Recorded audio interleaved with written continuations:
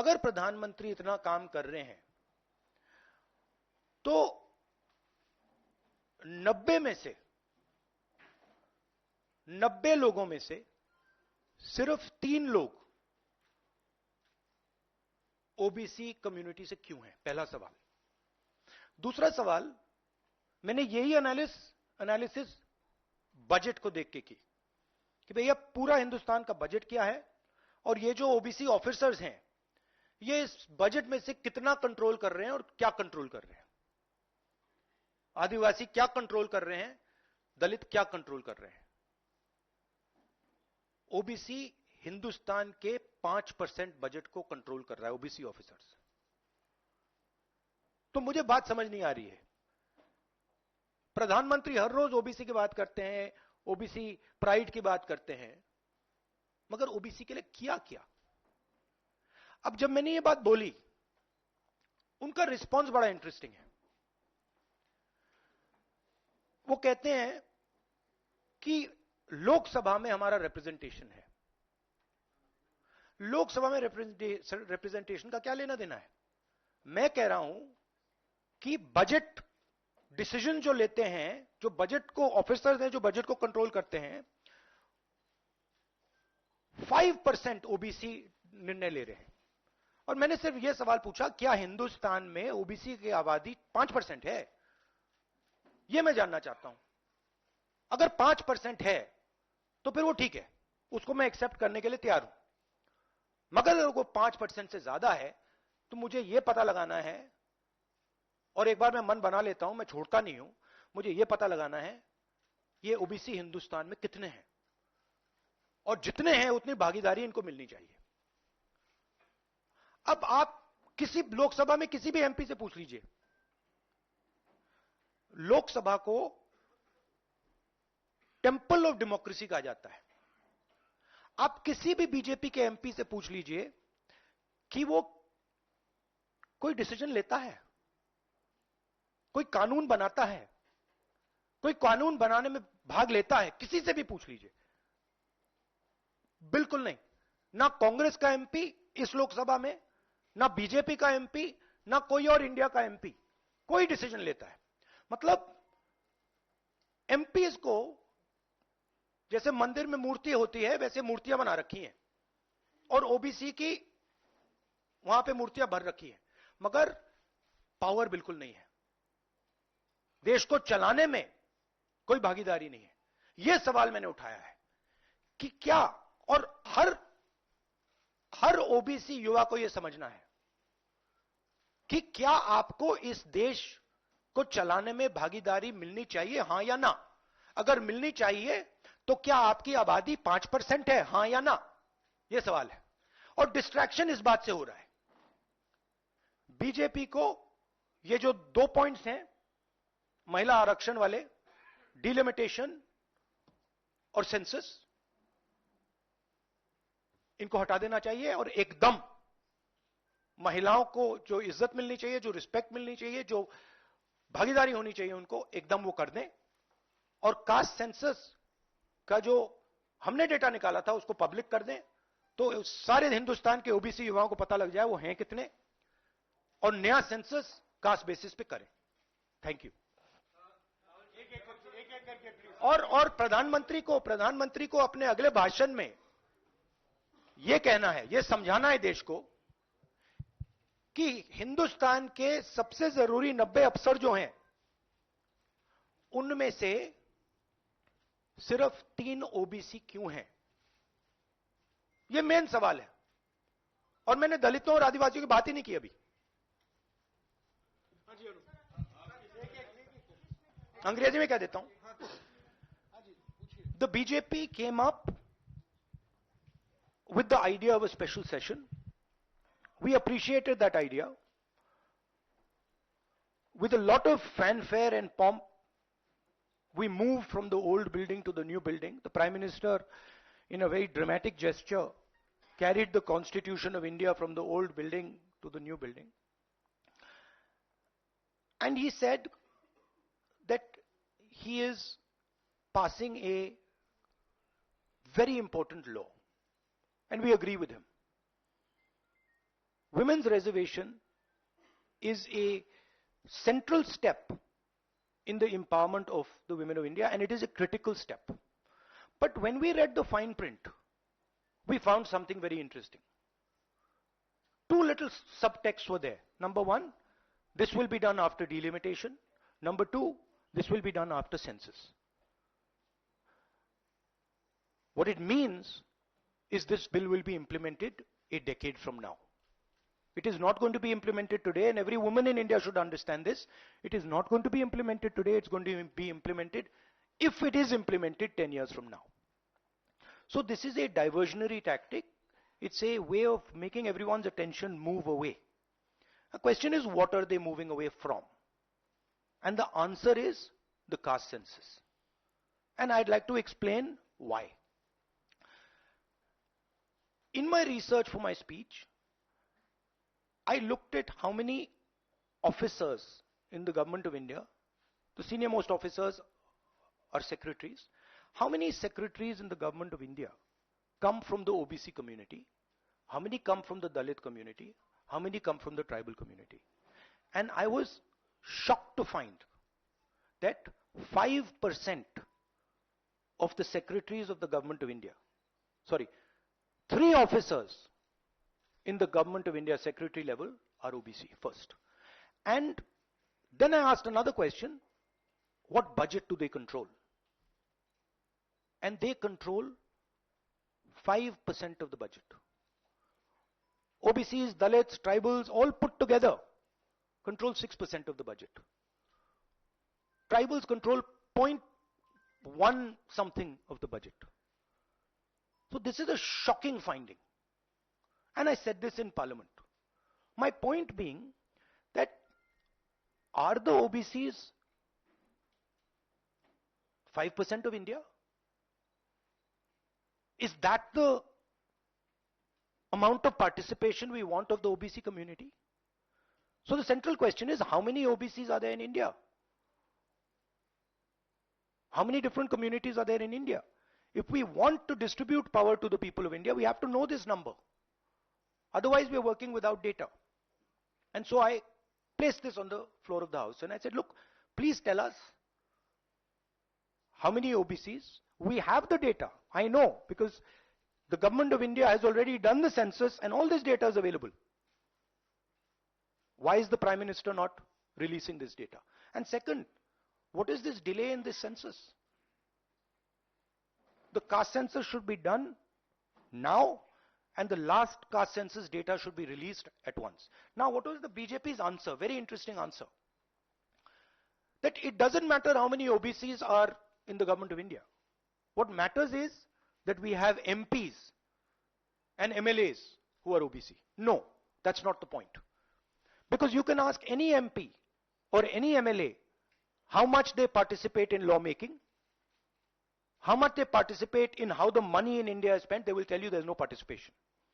So it is almost as if they keep placing these OBC MPs into the Vidhan Sabha from one side and taking away the real power of the OBCs from the other side.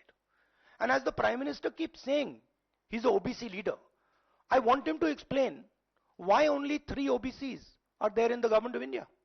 And why the OBC community, which is the backbone of this country, is responsible for only 5% of the budget. They have not been able to answer this question. In fact, when I said it, I saw in their face the panic. Because this is the truth, this is what they're trying to distract India from. The fact that the large mass of Indian people do not have any power.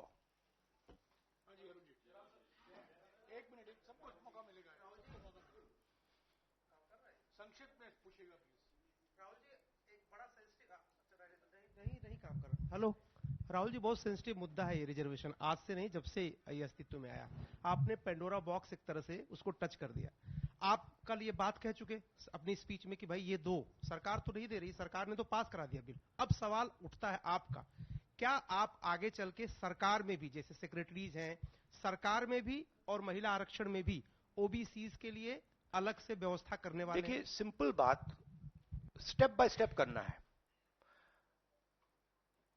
आपको चोट लगती है तो x ray होती है, पता लगाना पड़ता है कि स्ट्रक्चर में कमजोरी कहां है, हड्डी कहां टूटी। मैं सिर्फ एक बात कह रहा हूं, पहला कदम एक्सरे है कि हमें पहले कास्ट सेंसस के माध्यम से हिंदुस्तान का एक्सरे करना है कि भैया हैं कितने लोग, ओबीसी कितने हैं, अलग अलग कम्युनिटीज कितनी हैं, ट्राइबल्स कितने, ये पहले टेबल पे तो रखो। डिसीजन लेने से पहले अगर हम अपने सामने डेटा ही नहीं रखेंगे तो डिसीजन कैसे लेंगे? वो तो आपने बात की बात की, मगर पहले हमारे सामने डेटा रखो। डेटा रखोगे मैं आपका जवाब दे दूंगा, आज तो डेटा ही नहीं है। दूसरी बात, मैंने अपने भाषण में कहा कि आजादी की जो मूवमेंट थी वो एक शुरुआत थी। Distribution of power, transfer of power to the people of India, Hindustan के लोगों को पावर ट्रांसफर करने का पहला बड़ा कदम था। उसके बाद हमने और कदम लिए हैं। कास्ट सेंसस से जो डेटा निकलेगा वो हिंदुस्तान की जनता को और पावर ट्रांसफर करने का तरीका है। मैं कह रहा हूं कि हिंदुस्तान के जो ओबीसीज हैं, दलित्स हैं, ट्राइबल्स हैं, बाकी लोग हैं, महिलाएं हैं, उनको हमने ट्रांसफर ऑफ पावर करना है। उनके लिए हमें पावर ट्रांसफर करना है, उनके हाथों में पावर डालनी है। फाउंडेशन वो है, और कास्ट सेंसस की जरूरत है, क्योंकि उसको समझे बिना हम ये कर ही नहीं सकते। हाँ, एक मिनट प्लीज। अरे रमन जी वन सेकंड। हाँ, देखो हमारे समय जितने भी थे सही रिप्रेजेंटेशन होना चाहिए। हमारे समय कम था, वो भी खराब है। इनके समय कम था, कम है, ये भी खराब है। हम चेंज चाहते हैं, ठीक है। मेरा कहना है कि जब मैंने ये आंकड़ा देखा मैं हिल गया। मैं बिलीव नहीं कर सकता था कि 90 सेक्रेटरीज में से 3 ओबीसी के हैं। मैं शॉक हो गया, मैं हैरान हो गया, ये क्या हो रहा है। और इसको बदलना है। हिंदुस्तान के जो आम जनता है, गरीब जनता है, उनको पावर देनी है। Rahul ji, you just said that you want that the power should be transferred to women and OBCs and other backwards. You know, this is a form of transferring power. The Prime Minister has said that this bill will lead to an era of women-led development. Do you feel that in the present form, this bill will be able to achieve this goal? Considering that it is not being implemented now. The problem is the implementation. So what they have said is, we are placing a bill on the floor of the House, but we will implement it 10 years from now. What does that mean? That's like the Prime Minister saying, you know, we are going to place a bill on OBC caste census in the floor of the House, and we're going to do it in 30 years. What does it mean? Means nothing. So, we agree with the bill. Remove these 2 clauses and make it happen today. And don't insult the intelligence of India's women. Because India's women understand what you're doing.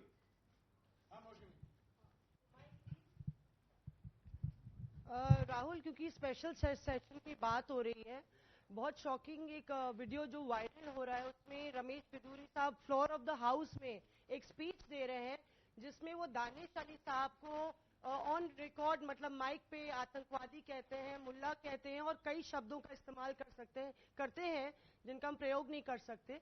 तो इस तरह का व्यवहार जब संसद के भीतर हो रहा है, किस तरह से आप इसको देखते हैं? देखिए, वो और पार्लियामेंट का इशू है, उसमें मैं ये स्पीकर की जिम्मेदारी है, और ये पार्लियामेंट्री प्रोसेस चलता है, इस पे मैं यहां पे कमेंट नहीं कर सकता हूं। बट मैं कंप्लीट नहीं हुआ, कंप्लीट नहीं हुआ। राहुल जी, आप बहुत महत्वपूर्ण सवाल उठा रहे हैं। एक तो देरी का, दूसरा ओबीसी के कोटे की मांग कर रहे हैं। सवाल यह है कि 2010 में जब यूपीए के समय में बिल आया था, तब अगर यही कोटा जो आज कांग्रेस मांग कर रही है अगर दे दिया होता तो ये कानून शायद 10 साल पहले बन जाता। तो ये जो आपसे सवाल पूछा जा रहा है कि आज आप कोटे की बात कर रहे हैं ओबीसी की, क्योंकि आप विपक्ष में हैं। जब सत्ता पक्ष में आप बिल लेकर आए थे उस समय ओबीसी कोटा क्यों नहीं था, और क्या इसका आपको रिग्रेट है, अफसोस है कि उस समय ओबीसी कोटा नहीं दिया कांग्रेस ने? 100% रिग्रेट है, 100% रिग्रेट है। वो उस टाइम कर देना था और इसको हम करके ही छोड़ेंगे। Rahul ji, Mr. Gandhi, what has changed since 2010 to now that you have shifted your stance on OBC support? We have not shifted our stance. You're maybe not well informed. We are the party that did the caste census. We carried out an entire census getting caste data. We didn't release it at the time. There was a discussion, internal discussion. We should have released it at the time, and it should be released now. There is no change in our view on this.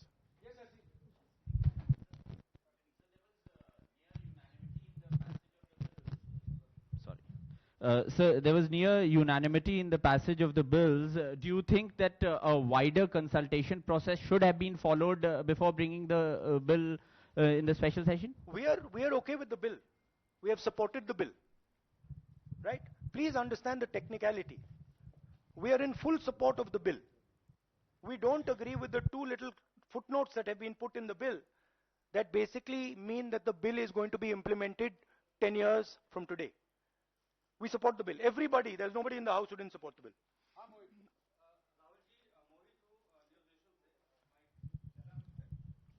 Rahul ji, मेरा सवाल यह है कि जब भी आप कोई issue उठाते हैं तो आप लोग खासतौर पे राहुल जी आपके ऊपर, आपके परिवार के ऊपर और आपकी पुरानी सरकार के ऊपर पर्सनल अटैक किए जाते हैं, आप लोग के ऊपर अटैक किया जाता है। आपने ओबीसी का मुद्दा उठाया, आप लोगों के ऊपर अटैक किया गया और उसके बाद आप बेबाकी से आपने बोला भी कि मैं रिग्रेट करता हूं कि हमारी सरकार में इसको शामिल कर लिया जाता तो बेहतर होता।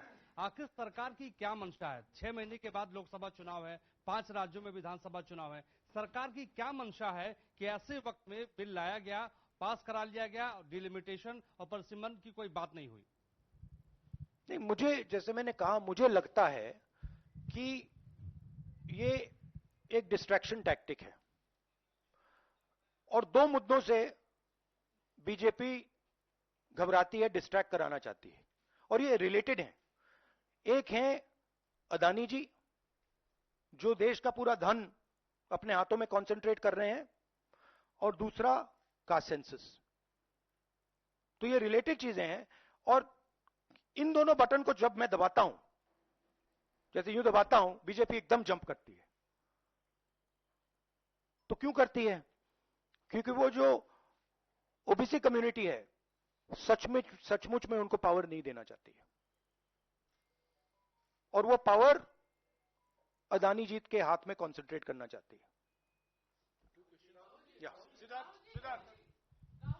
राहुल जी, आपसे सवाल ये है, क्योंकि जब आपने लोकसभा में भाषण दिया, आपने 90 में से 3 सेक्रेटरी और ओबीसी के जो ओबीसी कम्युनिटी है उसके हालात के बारे में बात करी। अगर 2024 में इंडिया ब्लॉक जो आपका बना है वो पावर में आता है तो क्या इन चीजों को आप जल्द से जल्द इंप्लीमेंट करेंगे?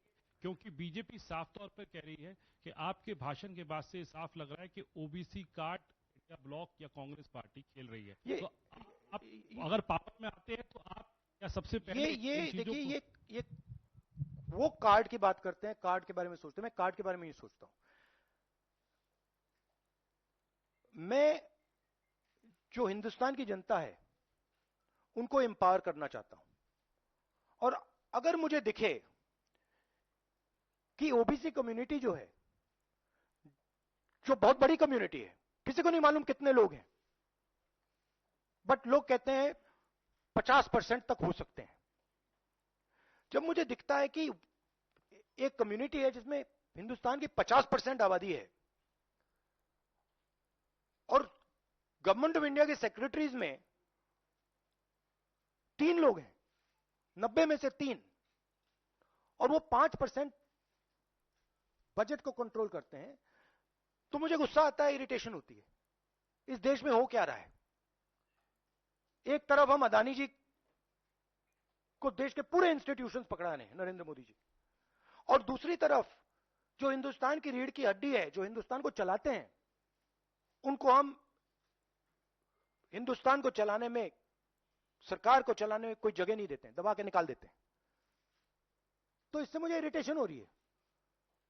और जैसे ही हमारी सरकार आएगी, हमने वहां पे कर्नाटक में कहा था कि जिस दिन आएगी उस दिन हमारी 5 गारंटीज लागू हो जाएंगी। यहां भी मैं कह रहा हूं, हमारी सरकार आएगी, कास्ट सेंसस होगा और देश को पता लगेगा कि हमारे ओबीसी भाई कितने हैं, दलित भाई कितने हैं, और उनको देश को चलाने में भागीदारी मिलेगी। ये मैं आपको कह रहा हूं। ये छोटी प्रोसेस नहीं होगी, एक दिन में नहीं होगा, मगर नियत समझिए।